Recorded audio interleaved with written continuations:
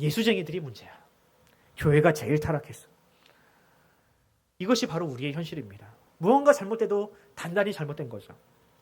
여러분, 이런 손가락질이 아니라 우리가 어떤 말을 들어야 합니까? 마치 저 산을 바라보고 바다를 바라보며 하나님의 은혜에 대한 경탄과 찬양이 나오는 것처럼 우리를 바라보면서도 그 누군가의 입에서 이런 이야기가 나와야 되지 않겠습니까? 야, 저 교회를 보니, 저 사람을 보니, 저 성도를 보니 하나님이 살아계시는 것이 맞구나. 저 사람을 보니 하나님께서 우리를 얼마나 사랑하시는지 내가 이제야 알겠다. 교회를 다니는 사람은 말과 행동, 특히 말이 다릅니다. 쓰는 단어가 다릅니다. 우리는 아무렇지 않게 사용하는 단어들이 있죠. 뭐 감사라든지 은혜라는 말을 우리는 자주 사용하는데 세상에서는 이 말이 사실은 자주 사용하는 단어는 아닙니다. 그러다가 간혹 이런 단어를 사용하는 사람을 만나면 우리는 이렇게 생각을 하죠. 아, 저 사람도 교회를 다니나 보다. 그리고 또 하나, 영광이라는 단어가 있습니다. 여러분은 언제 이 영광이라는 단어를 들어보셨습니까? 이 단어는 연말에 매우 자주 들리는 편입니다. 연말에 각종 시상식이 있는데 그때 그 시상 때에 올라가는 사람 중에서 이 영광이라는 단어를 아무렇지도 않게 사용하는 사람이 있습니다. 바로 이런 표현으로 말이죠. 모든 영광을 하나님께 올려드립니다. 하나님께 영광을 돌립니다. 라는 말을 하는 사람이 있습니다. 누가 봐도 그 사람은 교회를 다니는 사람입니다. 또 이 영광이라는 단어는 예배 중에 많이 듣습니다. 예배 중에 영광이라는 단어를 설교 중에 많이 나오고요. 또 찬양 인도자가 하나님께 영광의 박수를 올려드립시다. 할렐루야 아멘 하면서 이 영광이라는 단어를 종종 사용합니다. 이렇게 자주 사용하는 이 영광이라는 단어가 그런데 이 단어의 의미, 참된 의미를 아는 사람은 많지 않다는 것 여러분들 아십니까? 우리가 입버릇처럼 하나님께 영광을 돌린다라고 하면서도 어떻게 하면 하나님이 영광을 받으시는지에 대해서 그렇게 심각하게 고민하는 사람들은 많지 않습니다. 여러분들에게 한번 물어볼까요? 여러분, 하나님께서 과연 언제 우리를 통해서 영광을 받으실까요? 우리가 입으로 영광 얘기하고 박수를 치면서 찬양을 하면 그 자체로 끝입니까? 그것으로 영광을 다 돌린 겁니까? 또 이런 질문도 가능합니다. 하나님은 온 천지 만물을 지으신 하나님이시고 모든 것이 다 하나님의 것인데 왜 굳이 우리를 통해서 영광을 받으시려 하시는가? 하나님은 왜 굳이 영광을 요구하시는가? 라는 질문을 할 수도 있습니다. 그래서 오늘은요, 이 사도 바울이 에베소서에서 가장 많이 사용하는 단어 중에 하나인 이 영광이라는 단어를 가지고 한번 살펴보려고 합니다. 그리고 우리의 신앙생활의 목적이 과연 어디에 있는지, 이 영광과 무슨 관련이 있는지 한번 살펴보도록 하겠습니다. 여러분들에게 익숙한 질문 하나를 해볼까요? 여러분, 사람의 제1되는 계명이 과연 무엇입니까? 여러분들이 세례를 받을 때 이 질문을 가장 먼저 받으셨을 거예요. 여러분들은 어떻게 대답하셨습니까? 아마도 이렇게 대답하셨을 겁니다.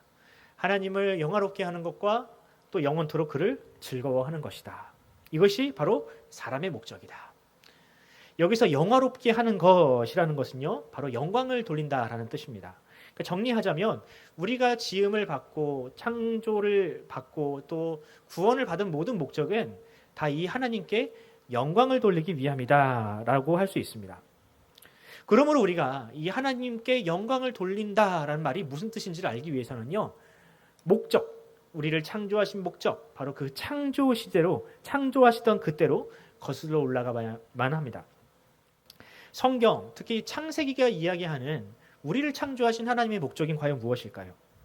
성경은요, 모든 피조물은 다 하나님께 영광을 돌리도록 창조되었다라고 합니다. 모든 피조물은요, 하나님을 찬양하되 영광을 돌리도록 창조가 되었습니다. 이것이 바로 모든 이 피조물 안에 내재된 프로그램이라고 할 수 있습니다. 성경에는 이런 말씀들이 있죠. 시편 19편 1절입니다. 하늘이 하나님의 영광을 선포하고 궁창이 그의 손으로 하신 일을 나타내는도다. 아멘. 또 사람에 관련해서는 이런 말씀이 있습니다. 이 백성은 내가 나를 위하여 지었나니 나를 찬송하게 하려 함이니라. 아멘. 그렇습니다, 여러분. 지금 이 순간에도요, 식물들, 나무들, 하늘, 달, 별, 구름, 심지어는 이 땅을 기어다니는 지렁이조차도 하나님께 영광을 돌리고 있습니다. 그들이 어떻게 영광을 돌립니까? 그들이 막 소리를 내어가지고 하나님을 찬양합니까? 아니면 없는 손을 만들어서 막 박수를 치면서 하나님께 영광을 돌리나요? 그렇지 않습니다. 피조물이 하나님께 영광을 돌리는 방식은요, 자신이 피조된 목적 그대로 존재하는 것입니다. 자연 만물을 망가뜨리는 사람만 없으면요, 자연은 잘 변하지 않습니다. 1000년이 지나고 10,000년이 지나도요, 그냥 그 자리에 거기 있을 뿐입니다. 그리고 사람은 그 변하지 않고 또 영원한 이 자연 만물을 바라보면서 하나님의 영광을 찬양하게 됩니다. 이것이 바로 피조물들이 하나님께 영광을 돌리는 방식입니다. 그럼 사람은 어떨까요? 사람이라고 다릅니까? 아닙니다. 사람도 피조물 중에 하나입니다. 사람도 하나님의 피조물이기 때문에 이 자연 만물과 같이 그가 피조된 목적 그대로 존재하는 것이 바로 하나님께 영광을 돌리는 방식입니다. 그런데 이 사람은요, 다른 피조물들과 조금은 다른 방식으로 창조가 되었습니다. 창세기에서 말하는 이 다른 피조물들과 만물의 영장이라고 불리는 이 사람의 차이는 과연 무엇입니까? 바로 사람은 다른 피조물들에게는 없는 하나님의 형상이 있다는 것입니다. 창세기 1장 27절을 보면 이런 말씀이 있습니다. 하나님이 자기 형상 곧 하나님의 형상대로 사람을 창조하시되 남자와 여자를 창조하시고. 아멘. 여기서 하나님의 형상이라는 말은요, 하나님을 닮은 존재라는 뜻입니다. 그러니까 하나님과 같은 마음, 또 하나님과 같은 목적, 또 심지어는 하나님과 같은 영광을 가진 존재가 바로 하나님의 형상을 지닌 사람이었습니다. 즉 하나님의 형상을 가진 사람은요, 반드시 하나님처럼 생각해야만 했습니다. 하나님처럼 행동해야 했고요, 살아갈 때마다 그것을 반복함으로 하나님께 영광이 되었습니다. 창세기를 보면 타락하기 이전에 있는 사람들은요, 아담과 하와는요, 에덴에서 이 하나님의 형상대로 살아갔습니다. 그것으로 하나님께 영광을 돌렸습니다. 자, 하나님께서 이 아담과 하와에게 맡기신 첫 번째 사명을 보면 바로 그 하나님의 영광, 하나님의 이 사명을 알 수가 있는데요, 형상을 볼 수 있는데요. 어떤 일을 가장 먼저 맡았습니까? 그들이 바로 동물들에게 이름을 지어주는 일이었습니다. 여러분, 누군가에게 이름을 지어준다, 이게 쉬운 일일까요? 참 어렵습니다. 내 자식의 이름을 지어주는 것도 굉장히 어려운 일입니다. 하물며 이 수많은 동물들의 이름을 다 가지각색으로 따로따로 지어주어야 한다. 그 동물의 본질을 꿰뚫어보고 그 동물의 이름, 적합한 이름을 지어주는 것은 결코 쉬운 일이 아닙니다. 이게 웬만한 창조성을 가지지 않고서는요, 결코 할 수 없는 일입니다. 하지만 아담은 이것을 해냈습니다. 어떻게 아담은 이것을 할 수 있었을까요? 바로 하나님의 형상이 그의 안에 살아있었기 때문입니다. 하나님의 형상이 담긴 창조의 하나님의 그 영광이 그의 안에 있었기 때문에 그는 그런 창조성, 창조의 능력, 창조의 영광을 발휘할 수 있었던 것이죠. 바로 그가 그 영광, 하나님의 창조적인 능력을 발휘할 때, 하나님의 형상을 발휘할 때 그는 비로소 하나님께 영광을 돌릴 수 있었습니다.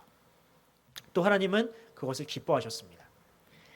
그런데 애석하게도 사람은 죄를 범함으로 말미암아 이 하나님의 형상을 상실해 버렸습니다. 하나님이 허락하지 않은 것을 먹었죠. 또 하나님이 허락하지 않은 것을 갔지요. 또 그것을 통해서 하나님의 자리, 하나님의 영광을 찬탈하려 했습니다.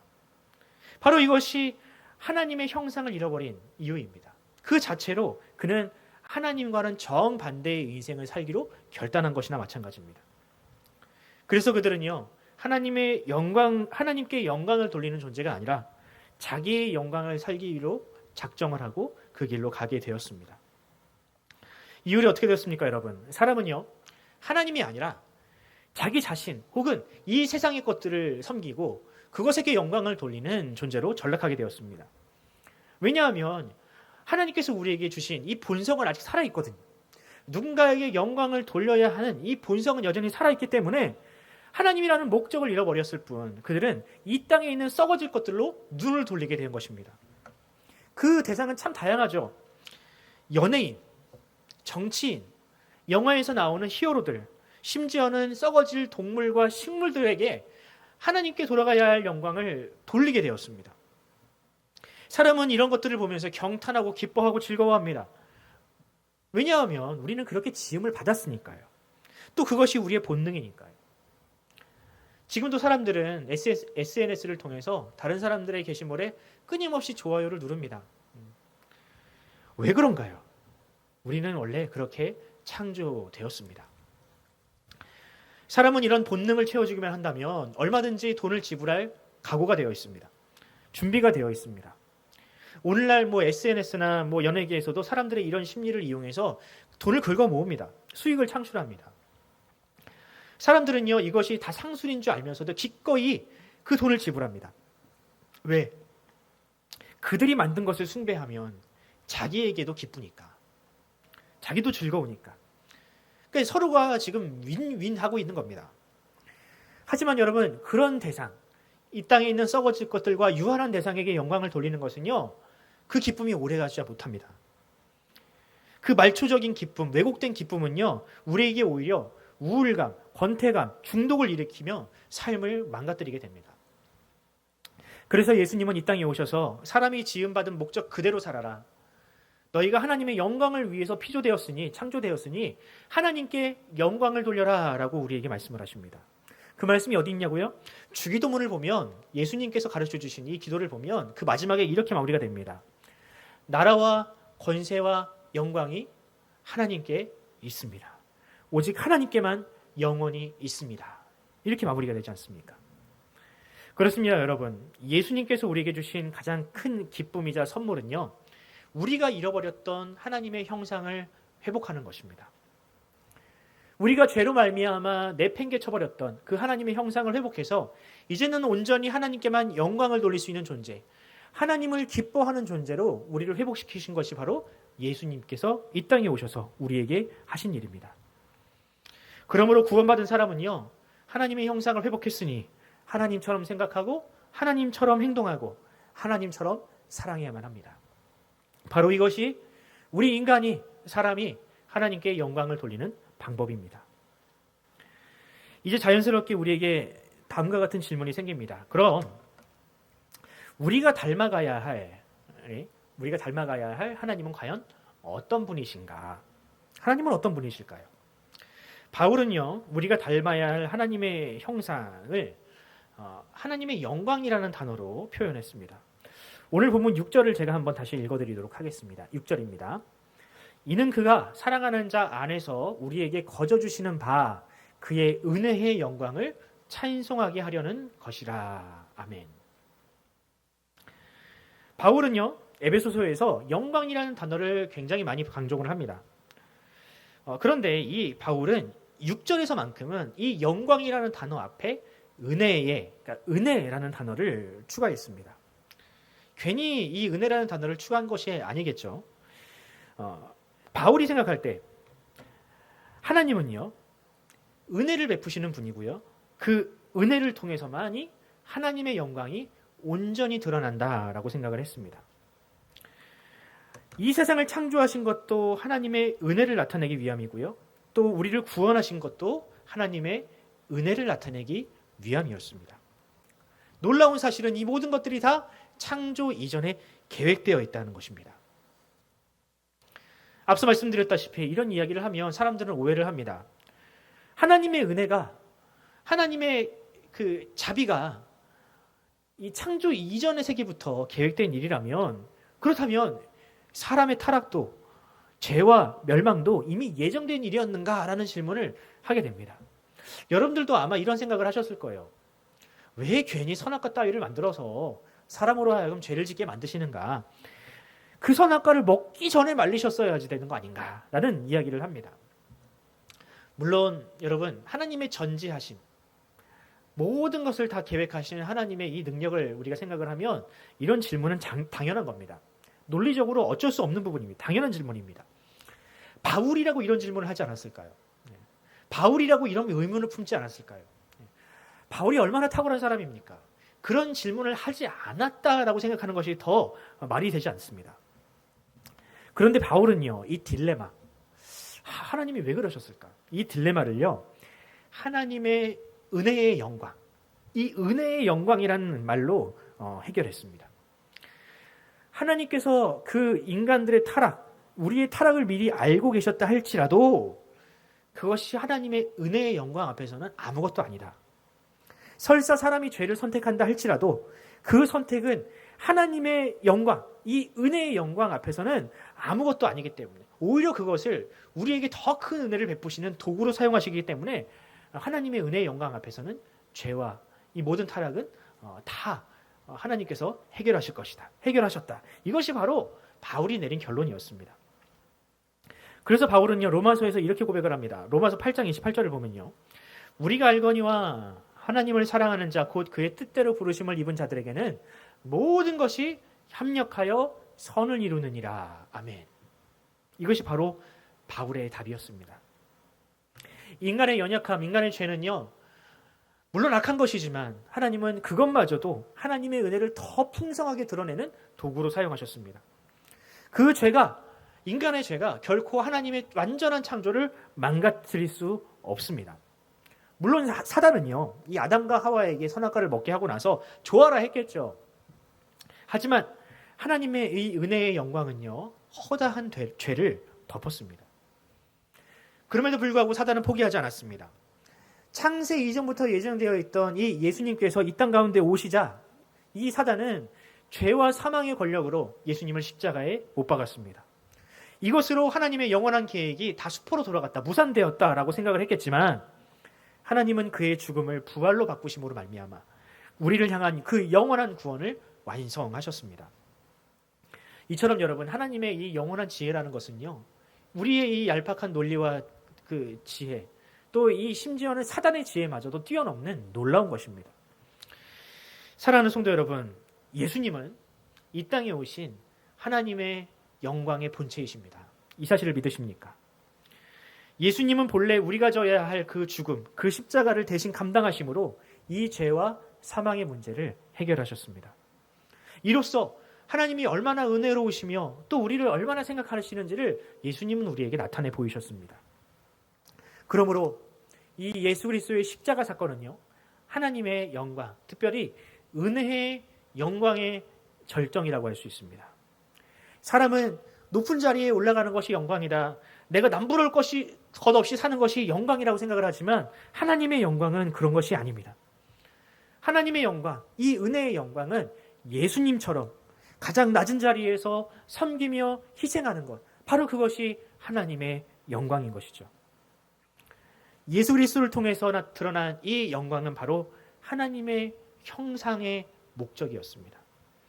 하나님의 형상을 가진 이들이 쫓아가야 할 목표이자 또한 우리의 목표점이었습니다. 그럼 이제 다시 우리가 처음으로 했던 질문을 다시 한번 돌아가 보길 바랍니다. 사람은 과연 어떻게 하나님께 영광을 돌릴 수 있나요? 하나님의 영광은요, 말이 아니라 삶으로 드러나는 것입니다. 우리의 말을 통해서 하나님께서 영광을 받으시는 것이 아니라요, 우리의 삶을 통해서 하나님께서는 영광을 받으십니다. 그리스도를 통해 드러난 이 아름다운 은혜의 영광을 경험한 사람은요, 반드시 이 하나님의 형상이 회복되어서 예수님처럼 그 은혜의 영광에 동참하게 됩니다. 예수님처럼 사랑하고요, 예수님처럼 희생하고요, 그 영광에 참여하게 됩니다. 바로 이것이 오랫동안 우리가 지금까지 묵상한 하나님의 말씀의 결론입니다. 예수님의 섬김과 고난, 그리고 그 사랑에 참여하는 것이 바로 하나님께 영광을 돌리는 핵심, 그 방법이라 할 수 있습니다. 하나님의 형상을 회복한 사람, 예수님의 인격을 닮아갑니다. 소위 팔복이라 불리는 이 천국의 시민, 천국의 삶이 바로 이 땅에서도 가능해지게 됩니다. 성령의 아홉 가지 열매를 기억하십니까? 사랑, 희락, 화평, 오래 참음, 자비, 양선, 충성, 온유, 절제. 그 삶이 우리의 삶 가운데 열매 맺게 됩니다. 고난 중에서도 하나님의 나라를 바라봄으로 그것을 참아낼 수 있는, 인내할 수 있는 그 능력이, 그 신비한 힘이 우리의 삶 가운데 이루어지게 됩니다. 물론 이런 삶이 얼마나 가치가 있는 것인가. 세상이 볼 때는 이런 삶이 그다지 가치가 없어 보여요. 세상은요, 주님께서 가신 그 영광의 길이 아니라 그 정반대로 사는 것이 영광이라고 이야기를 합니다.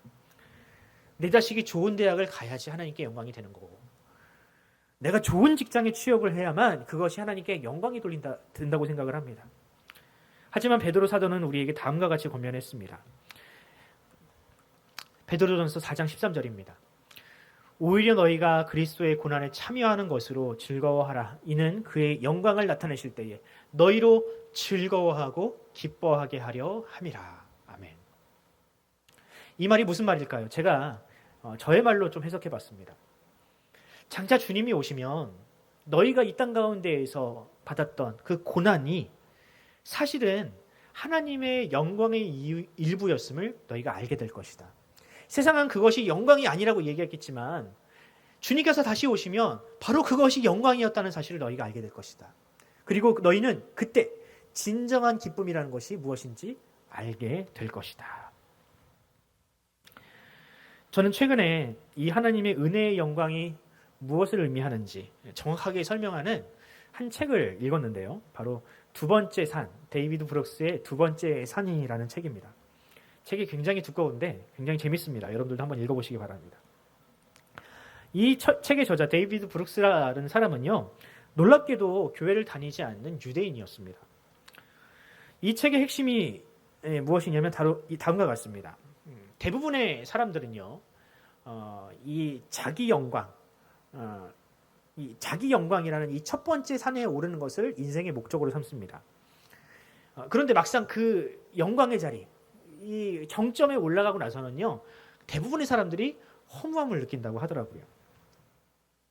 이 자기 영광이라는 첫 번째 산은 잠깐의 기쁨은 줄 수 있지만 그 기쁨이 인간의 본질, 내면의 어떤 그 허무함을 해결하기에는 턱없이 미치지 못한다는 것이죠. 그래서 많은 사람들이 두 번째 산을 찾아서 올라간다라고 합니다. 그 너머에 있는 두 번째 산에 오른다고 합니다. 이 산은요, 자기 영광을 추구하지 않는 산입니다. 오히려 희생과 섬김 그리고 이타적인 삶을 통해서 이 산에 오를 수 있다라고 합니다. 말만 들어도 좀 피곤한 산인 것 같지 않습니까? 그런데 이 산은요, 대부분의 사람들이 추구했던 이 첫 번째 산과는 달리 사람에게 더할 나위 없는 기쁨을 준다고 하더라고요. 첫 번째 산에서는 주지 못했던 그 기쁨이 이 두 번째 산에서는 있다는 거예요. 자기 영광을 추구할 때는 누리지 못했던 기쁨, 타인에게 희생하고 헌신하고 봉사함으로 말미암아 얻을 수 있는 기쁨이 너무나도 크다는 거예요. 저는 그가 발견한 이 두 번째 산을 추구하는 이 마음이야말로 하나님의 형상, 우리가 잃어버렸던 하나님의 형상이라고 믿습니다.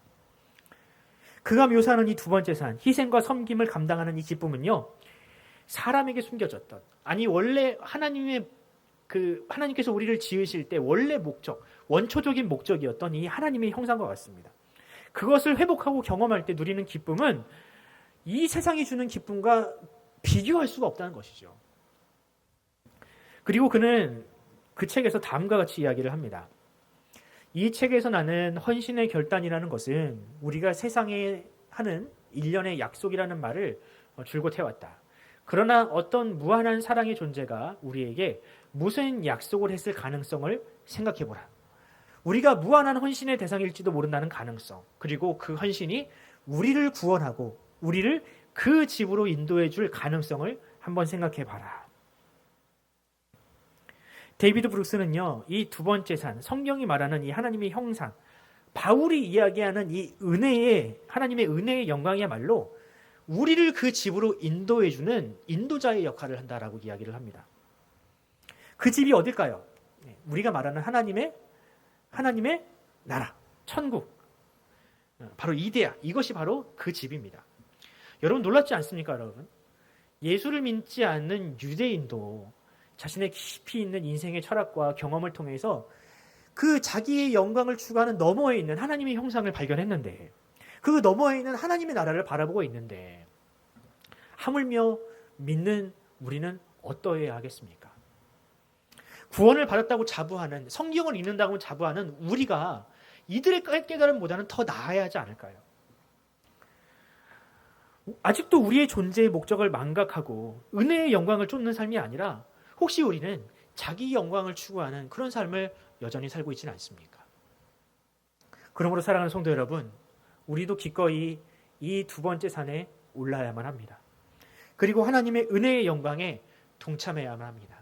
왜냐하면 바로 그것이 우리가 하나님께 영광을 돌리는 방식이고 또한 우리가 가지고 있었던 하나님의 형상이 우리에게 권면하는 하나님의 뜻이기 때문에 그렇습니다. 이제 말씀을 맺겠습니다. 요즘에는 코로나 시국이라 못 가지만 얼마 전까지만 해도 1년에 한 번은 꼭 권사님들을 모시고 명산 명소에 가는 것이 중요한 사역 중에 하나였습니다. 저도 그때 전국을 다니면서 야, 우리나라에 참 좋은 데가 많구나, 맛집도 정말 많구나, 이런 생각을 했습니다. 그 시절을 이제는 추억이 됐죠. 그 시절을 생각하다 보면 그때 권사님들의 입에서 흘러나오던 찬양이 아직도 제 귓가에 맴도는 것 같습니다. 항상 가면 권사님들이 이런 찬양을 부르세요. 주 하나님 지으신 모든 세계 내 마음속에 그리어 볼 때 하늘의 별 울려 퍼지는 뇌성 주님의 권능 우주에 찬네 주님의 높고 위대하심을 내 영혼이 찬양하네 주님의 높고 위대하심을 내 영혼이 찬양하네.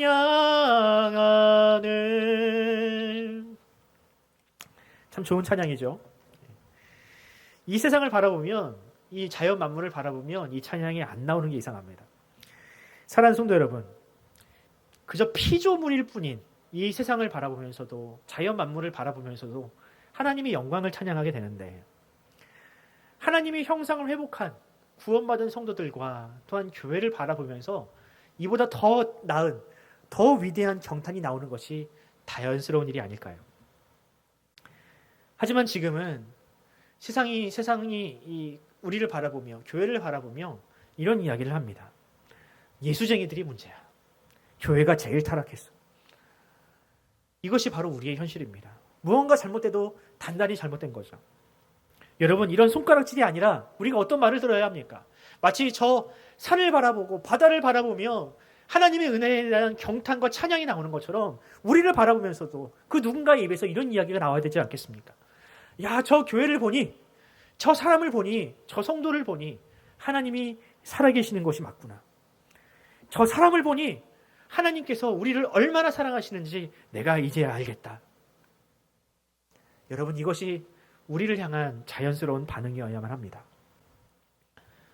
바라기는 우리를 바라보는 세상 사람들의 입에서 이와 같은 고백, 이와 같은 찬양, 이와 같은 반응이 나오기를 간절히 소원합니다. 그리고 그 반응을 바라보며, 우리가 그것을 바라보며, 그 사람들이 변화되는 것을 바라보며 그것이 우리에게 기쁨이 되었으면 좋겠습니다. 세상이 추구하는 영광이 그것이 우리에게 기쁨이 되는 것이 아니라 하나님의 은혜의 영광이 바로 우리의 유일한 기쁨이 되기를 간절히 주님의 이름으로 축원합니다.